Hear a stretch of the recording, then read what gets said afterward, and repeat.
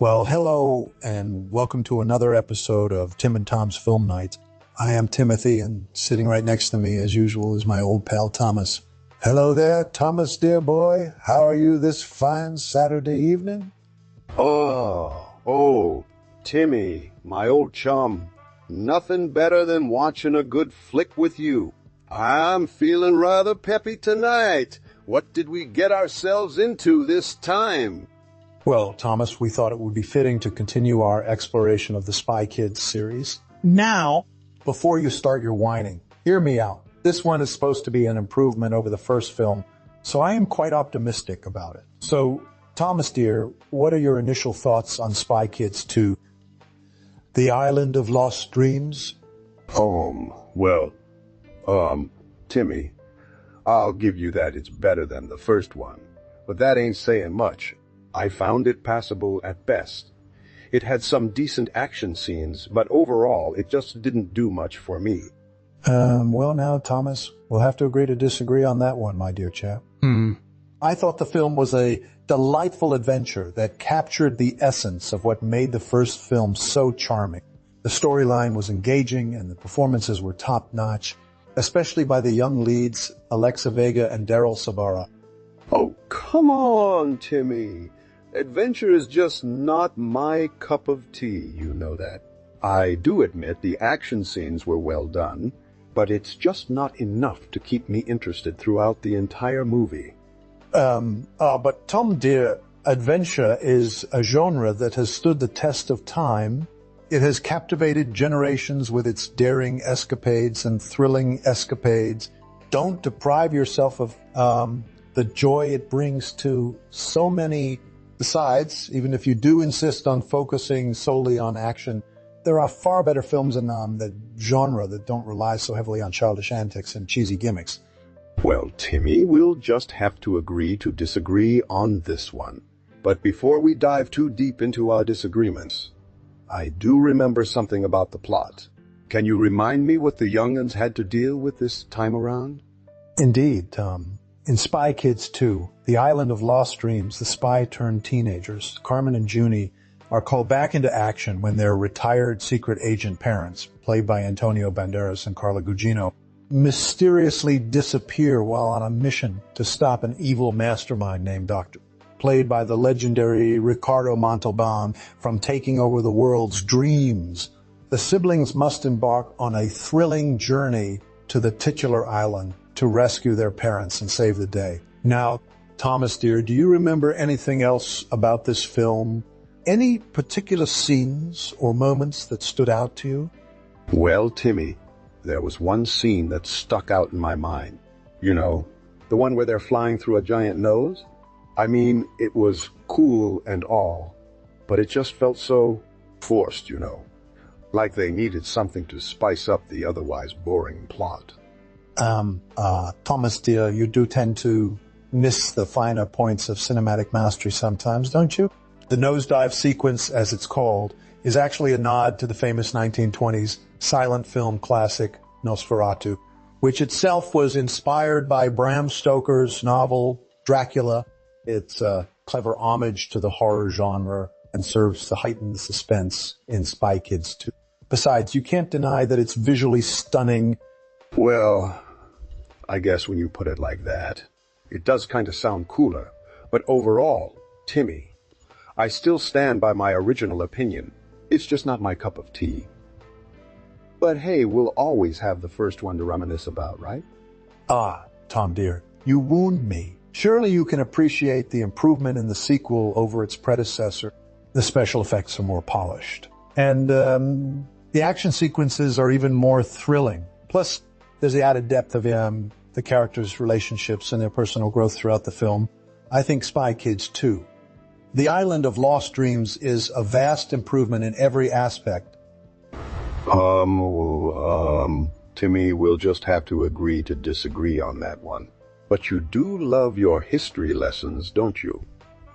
So before we get too lost in our debate, I do remember hearing something about the making of, this flick.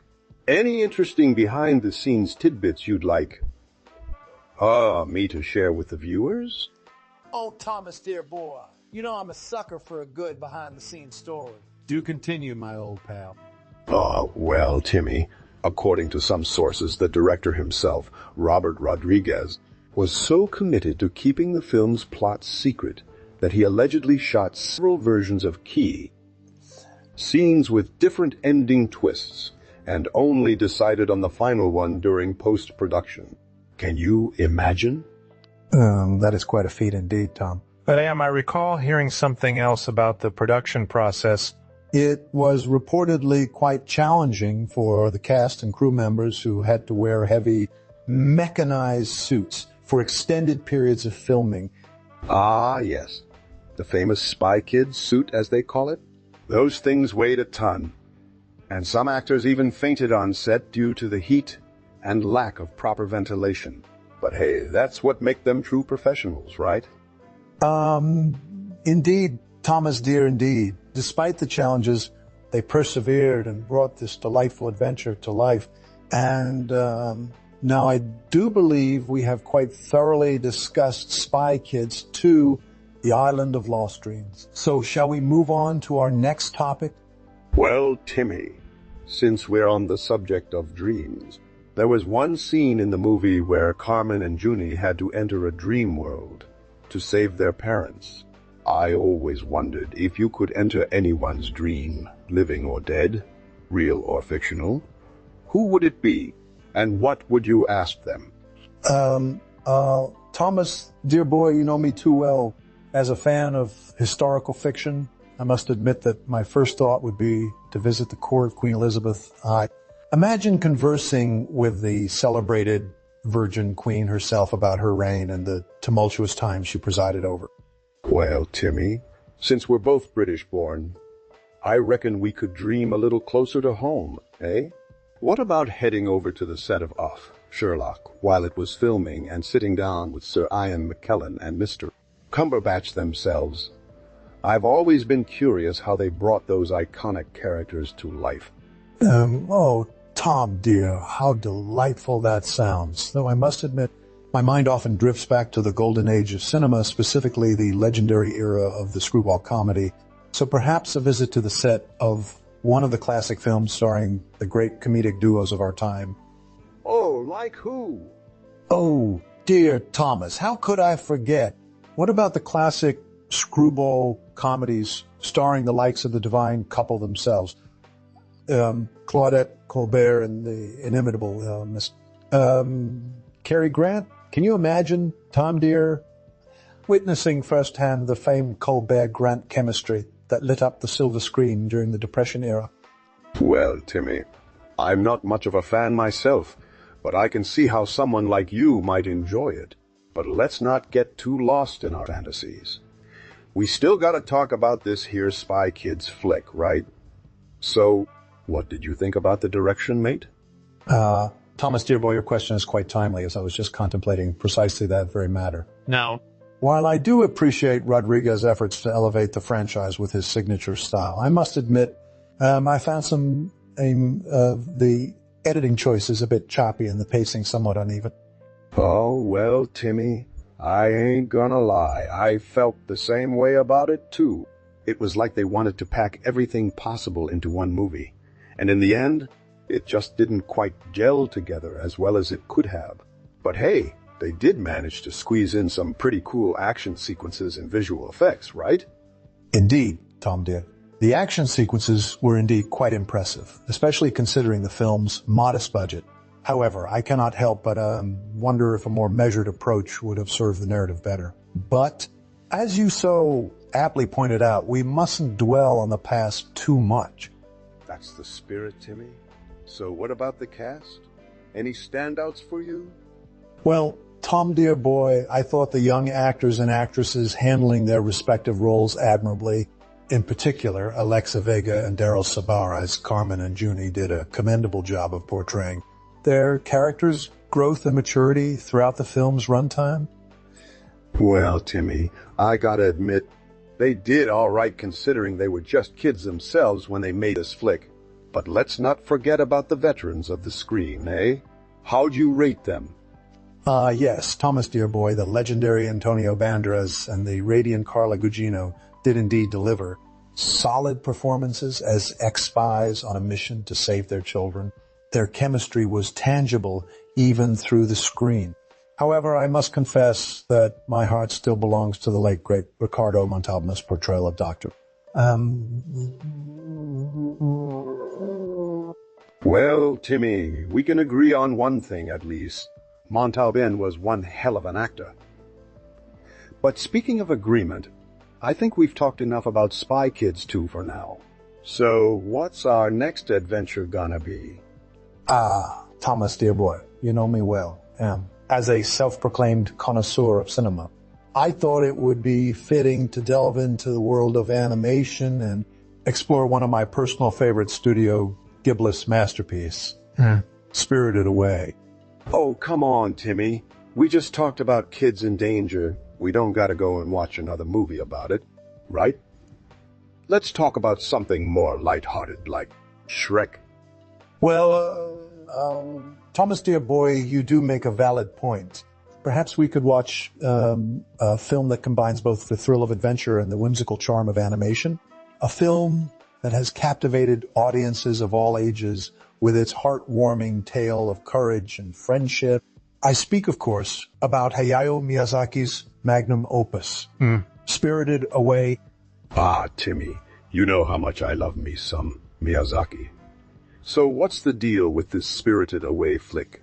Some sort of haunted house adventure, eh? No, Thomas Dearboy, nothing quite so macabre. Spirited Away is a masterpiece of Japanese animation, renowned for its beautifully crafted world and heartfelt storytelling.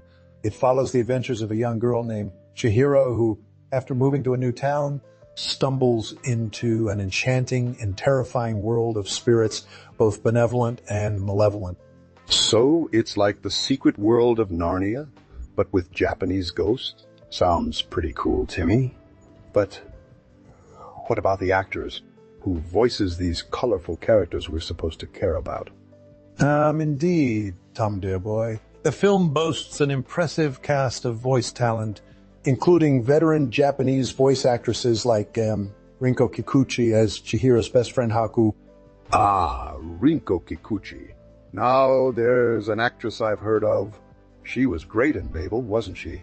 But back to Spirited Away, what about the villain? Who plays that guy, Timmy? Is he any good?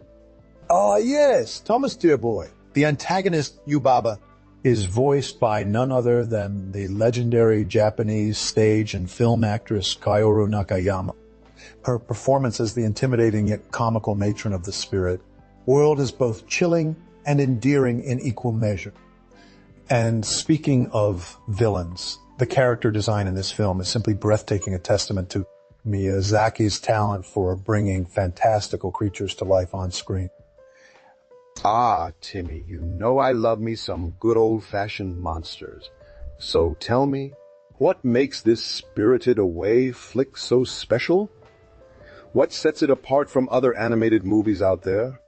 Well, Thomas Dearboy, as I mentioned earlier, the film's heartwarming tale of courage and friendship is truly its greatest strength.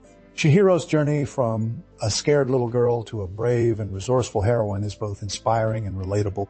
And relationships with the colorful characters she meets along the way, like Haku and No Face, are beautifully crafted and deeply affecting. Ah, Timmy, I see what you mean. It's not just about the spectacle of the spirits and monsters. It's also about the human experience, right? Like how Chihiro learns to navigate this new world she finds herself in and grows as a person along the way. That's pretty deep stuff for an animated movie. Indeed, Tom Dearboy, and speaking of animation, the film's breathtaking visuals are truly a sight to behold. The attention to detail paid to every aspect of the world Miyazaki has created is astonishing, and it's this meticulous craftsmanship that makes Spirited Away such a beloved classic. Oh, Timmy, you really know how to sell me on a film, don't you? But seriously, I can't wait to watch Spirited Away now.